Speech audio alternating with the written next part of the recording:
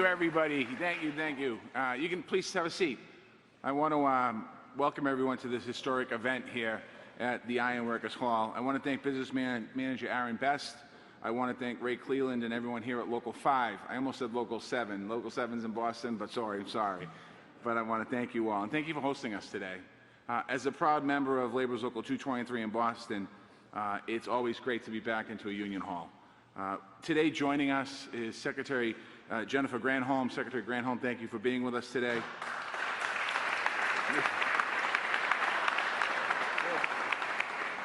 Deputy Defense Secretary Kathleen Hicks, thank you for being with us today.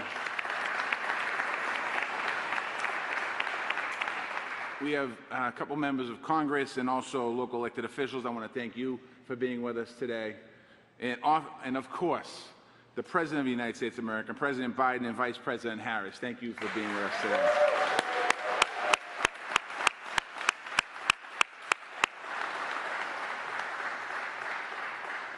Today, they are proving once again that this is the most pro-labor, pro-worker administration in our nation's history. And in a few minutes, the President of the United States is going to sign an executive order. That order will make sure that big, federally funded construction projects are governed by project labor agreements. And I know from experience, PLAs guarantee great projects and good jobs.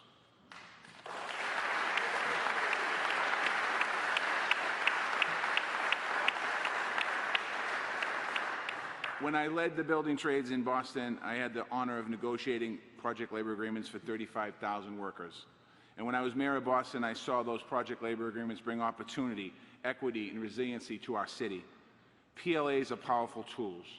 They protect taxpayers' investments, bringing projects in on time and on budget.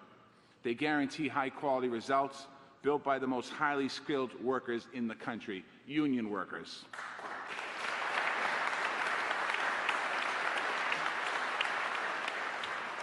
And as we have proved in cities across America, we can use PLAs to expand access to good middle-class careers for women and workers of color. That means a more inclusive economy, and it's a top priority for me as Labor Secretary and for this entire administration.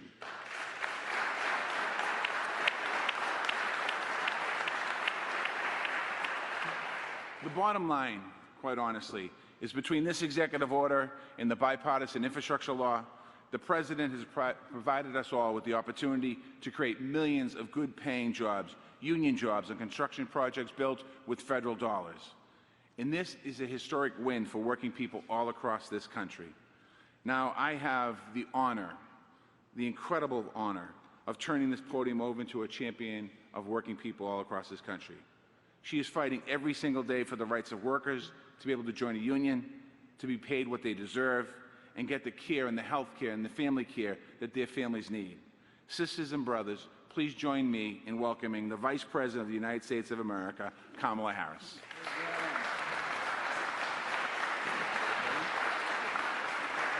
Thank you.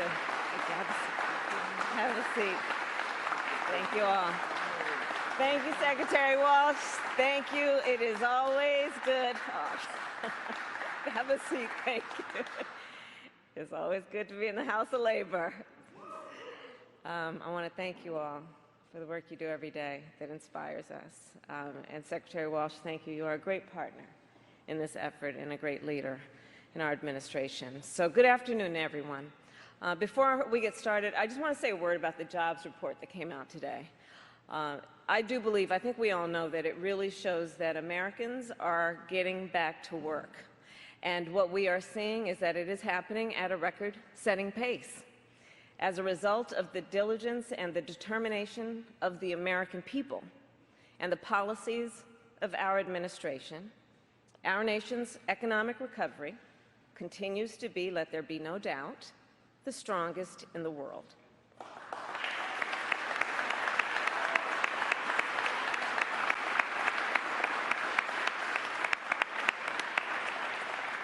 And again, I want to thank Marty Walsh for his introduction and the work you do every day. So it is good to be back also in Prince George's County. Senator Cardin, Senator Van Hollen, it's good to be back with you as always, my former colleagues, and of course, to be here at Iron Workers Local 5 with all of you.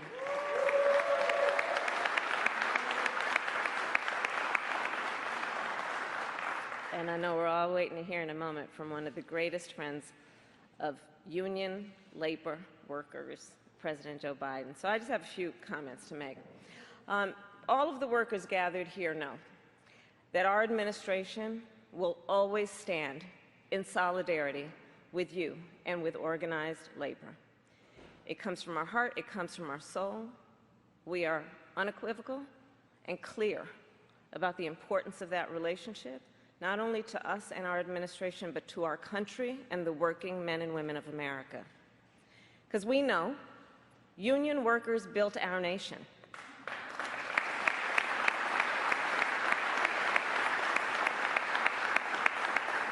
You know, I think about a place like San Francisco. Union workers built the Golden Gate Bridge. In Chicago, union workers built the Willis Tower. In St. Louis, union workers built the Gateway Arch. And in New York City, on hallowed ground, in the years after 9/11, workers from dozens of different unions built One World Trade Center.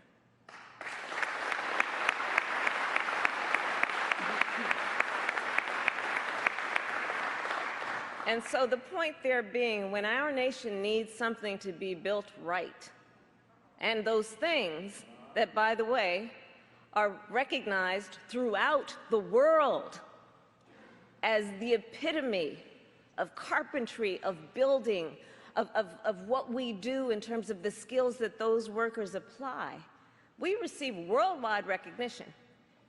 So when the United States needs something to be built right, we turn to union workers. And the reason for that is also clear. Union workers are committed workers, productive workers, efficient workers, skilled workers. They are well trained and well prepared to get the big jobs done and to do them right, not to mention on time and on budget.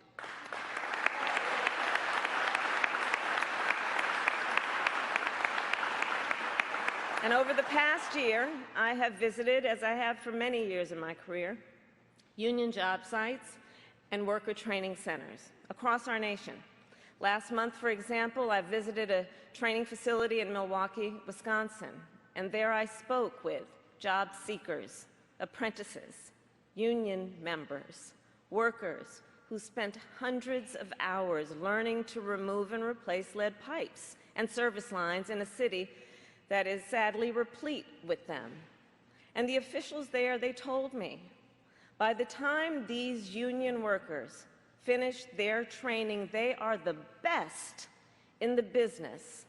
And so that's why, one of the reasons why we are here today. The President and I made a promise that our administration will do everything we can to build a better future for all, that we will build stronger communities, a more skilled and productive workforce, and a more prosperous nation. As he will soon outline, we take another important step forward today to fulfill that promise. And so now it is my honor to welcome Crenita Jordan, an apprentice here at Iron Workers Local 5, and a living example, a role model of what is possible when we invest in our workers. Thank you all.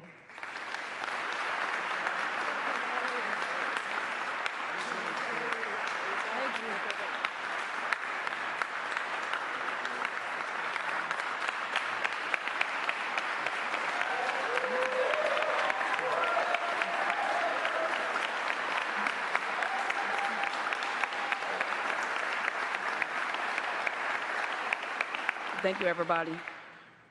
First, I want to say good evening, everybody. My name is Crenita Jordan, and I'm proud to be a fourth-year union apprentice at Local 5 Iron Workers.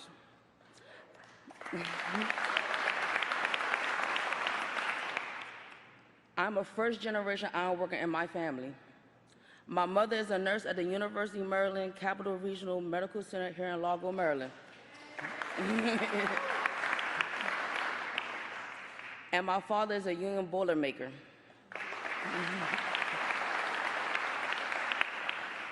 When I started construction, my employer didn't take me seriously because I was a young woman and stuck me in a truck all day. Luckily, an iron worker saw me looking miserable and recommended I apply to this apprenticeship. I did. And before I knew it, I was at the National Iron Worker Pre-Apprenticeship Program for Women in California.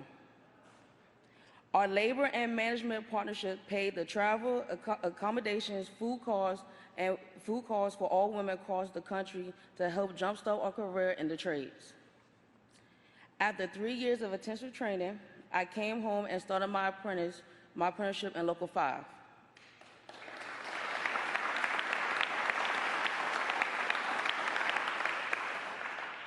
Construction is a career that allows you to self-express. You don't have to hold back your personality. And I love the honest, respectful relationship I have with my crew. I also love the feeling of the achievements. I can walk to the new terminal at Ronald Reagan National Airport and say, I built it.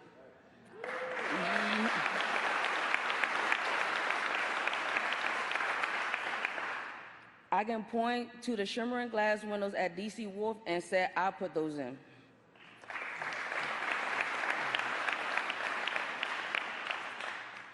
Private sector developers and contractors use project labor agreements because they want their projects built right by skilled workers and apprentices just like me. That's the goal of the executive order that the President will sign here today, to make sure the federal construction projects are completed safely, on time, and under budget. I know companies like Google, Microsoft, Toyota, and others use PLAs for their construction projects, and now the federal government would do the same. Project labor agreement also have a great record for diversity, helping bring in people like me who've been historically pushed out from the construction industry. This order will help our countries build back better with opportunities for all Americans of every race and gender.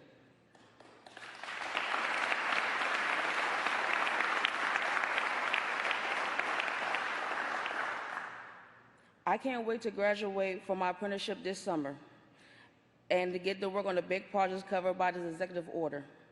But first, it's my honor to introduce the man who's going to sign it. He's a lifelong friend of workers like me who believe our best days are still ahead of us. He signed a bipartisan infrastructure law to help to make this happen. He wants to see women and minorities working on the front lines of these projects and not stuck in the action of not stuck watching the actions from inside the truck. With that, it's my privilege to introduce you President Joe Biden.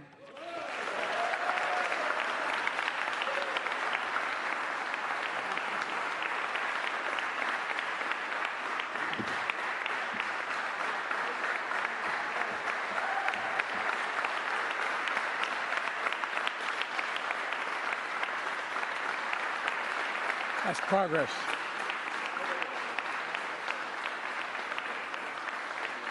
You know, folks, thank you. Thank you. Before I begin my somewhat formal remarks, walking in here today and seeing you guys sitting on that beam, first local ever to endorse me was a guy named Tommy Schrank in Ellesmere, Delaware, local ironworkers, and asked me to come out to a site. It took me up on an elevator outside, and there's 4 of them crazy sons of guns like y'all sitting having their lunch on a beam, I guess about 12 stories above the ground. You're nuts. Thank God you are. I tell you what, you gotta not only have some brains, but you gotta be coordinated to be an iron worker, man. And I was told that I said, you know, they've done a cutout of number 46, the presidency. I'm the 46th president. And I'm thinking, well, maybe I can take it home. That's solid steel, man. And you guys did that on your time. Well, thank you very much. I'm not going to try to take it home. Well, look, folks, it really is, it's an honor to be here, for real. And I want to thank your soon-to-be new full-blown, full-bore ironworker. Marty's already trying to get her to Boston, but that's another thing I got to warn you about. But folks, look, it's an honor to be here with Vice President Harris and with Labor Secretary Marty Walsh, a proud member and former president of Labor's local union 223 up in Boston, and our Secretary of Energy, Jennifer Granholm. Got a few things we're going to build, and I want to thank the Maryland delegation, Ben Cardin, who's been a friend for a long time, and Chris Van Hollen, who's a really close friend and outstanding congressman, Anthony Brown, and other elected officials that are here. Look, all of whom fight for working people in Maryland and every other state, because if it happens here, it happens around the world, it happens around the country. It's been an honor to be with the iron workers of Local 5, and we talk about building a future that's made in America. We're talking about you. And this time we're going to get it really correct. You know, one of the press persons said to me, and I can't remember who, about 3 months ago, that I don't know if it's factual or not, but he said, you've used the word union as president more than any other president in American history. Well, let me tell you.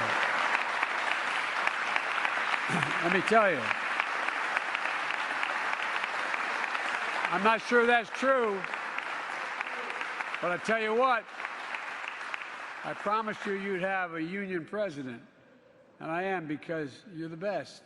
You know, we talk about whether, you know, Wall Street built America. They're good folks on Wall Street. They're not bad folks. They're good people all over the country. I'll tell you who built America, the middle class. And the people who built the middle class are organized labor, unions did it. That's not hyperbole. That's a fact. That's a straight fact. And the executive order I'm going to sign today is going to help ensure that we build a better America, we build it right, and we build it on time, and we build it cheaper than it would have been otherwise.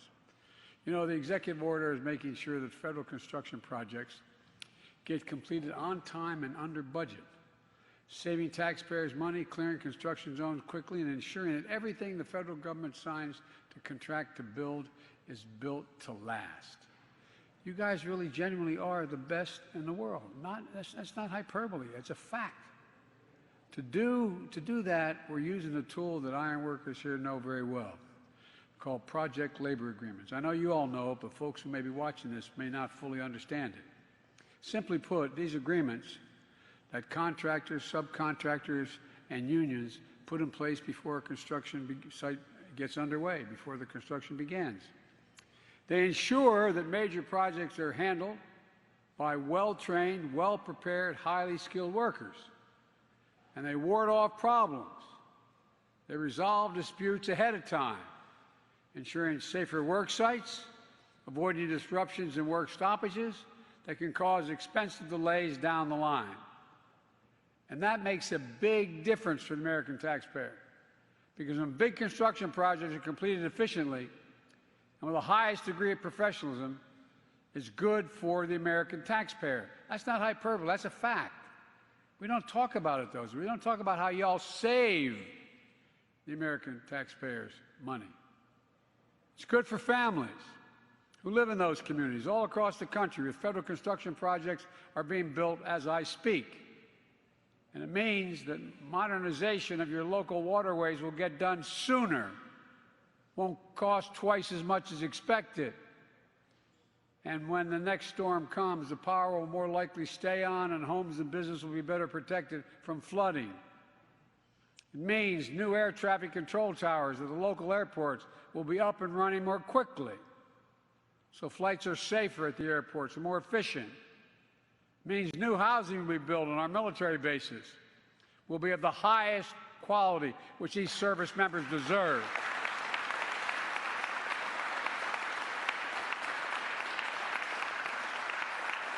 And will hold up better and make life easier for our military families. The executive order I'm going to sign will help diffuse problems before they arise. They're going to improve coordination between contractors, subcontractors, and workers on the job site. It's going to help guarantee a consistent supply of high-quality, highly trained workers. You know, what people don't understand if don't know the industry is, you know, it's like you going to college, kid, 4 years. 4 years of busting your neck learning a trade. This isn't something you walk up and show up a day and you raise your hand, I need a job. You work like the devil for it. Fortunately, you get paid while you're doing it. You're able to do it. But it is an education, full-blown education you're getting in your trade. Well, you have a voice on the work site, full commitment to getting the job done. And it's going to raise the bar on quality for some of those vital projects we're going to be building. And we're going to make sure that federal construction projects are staffed with good-paying union jobs.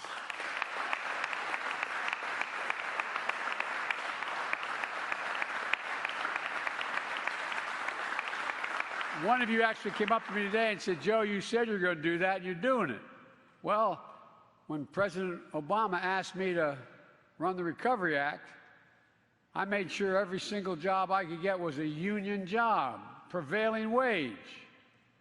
Because I've noticed when folks are getting paid a decent wage, everybody in the community does better. Everything looks better. They're jobs you can raise a family on. Or as my dad would say, they're jobs you can put your head in the pillow at night and just have a little breathing room, a little security, a little breathing room. Jobs that can't be outsourced. That's good for nearly 200,000 workers on federal construction contracts right now. It's good for everybody. I don't want to get going because I keep you here too long, because you know all what I've said, and you know what I've done, and you know what we're doing, and I know what you're doing. But let me close with this. A week ago, I went to Pittsburgh to tour a former steel mill. It's now a cutting-edge manufacturing research and development hub. Right before I left for the trip, I got word that a bridge collapsed. You saw it on television. It looked as bad in person as it did at the time. The bridge had been rated in poor condition, like, I might add, over 3,000 bridges in Pennsylvania, 45,000 across the nation. It's been rated that way for the last 10 years. When I got there, folks told me something close to a miracle had occurred. Because of a snowstorm that morning, school openings were late and commutes were delayed. So when that bridge collapsed, and it was well over 100 feet off the almost, I don't know the exact, but probably from down to the creek where it went over and the ravine, probably a couple hundred feet. When it collapsed, instead of a bus with a couple people on it being packed with school buses full of children, the people on their way to work and the bridge that is one of the busiest bridges. You know, there are more bridges in Pittsburgh than any other city in the world, the Three Rivers. The bridge was empty, relatively empty. Fortunately, no one was killed. But for a snowstorm, just imagine the challenges we face and the opportunities to build a better America and extend far beyond roads and bridges now that we can know we have to do. We passed that infrastructure bill. But it's not just that. Across the country right now, there are countless buildings, ports, airports, power stations, and other federal construction projects that need to be modernized and built for the future. We can't count on miracles like happened out in Pittsburgh, prevent tragedies that are waiting in plain sight. But we can count on what America's always counted on: the American worker, the hardest working, best trained workers in the world. American workers who've given just half a chance have never, ever, ever, ever, ever let their country down and gotten the job done. And that's what this day's all about, in my view. Getting the job done for the American taxpayers. getting the job done right first time. You know, folks, there's a law that's existed for a long time, but there's too many exceptions like this one had. And that is that Buy American. As President of the United States, I award contracts, and I'm now making it the case, and we're working, it's one of the reasons those jobs are up, is unless the product I'm purchasing for the American people was made in America and all of its component parts were made in America, we ain't buying it. We're just simply not buying it. And what's going to happen here, not a joke, it's a fact. It's not a violation of any international laws either.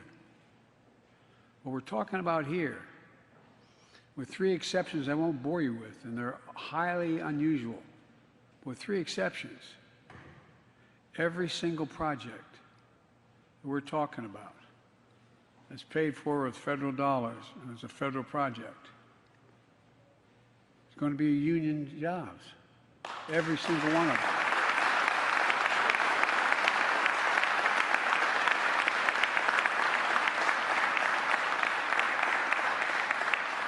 Last time we tried it, there were so many exceptions, I think only 19, 20 jobs. There are going to be thousands of people put to work. Not a joke. I mean, this is serious. And guess what? The American public is going to be safer, and it's going to be cheaper. Cheaper paying the right wage and the right trained people to begin with. Get the job done right and on time. So I'm about to walk over and sign an executive order that's going to make that happen. And we're going to start once that order is signed. Just remember, it ain't labor, it's unions. Thank you.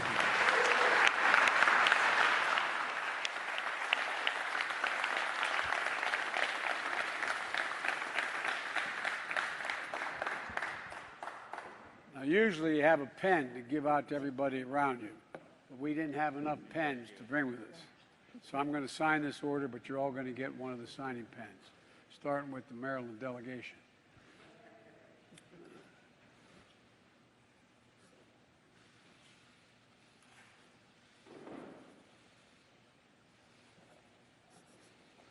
There you go.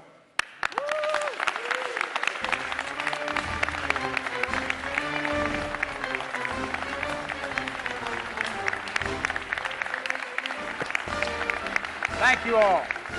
Thank you, thank you, thank you. All right.